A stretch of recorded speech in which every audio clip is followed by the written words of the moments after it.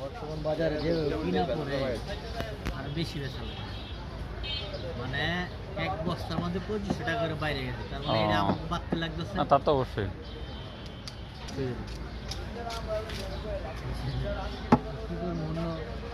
অনেকেই বাড়িতে গেছে, আমরা ওখান থেকে আইসি লাস্টে গাছ ভেঙে খাওয়া।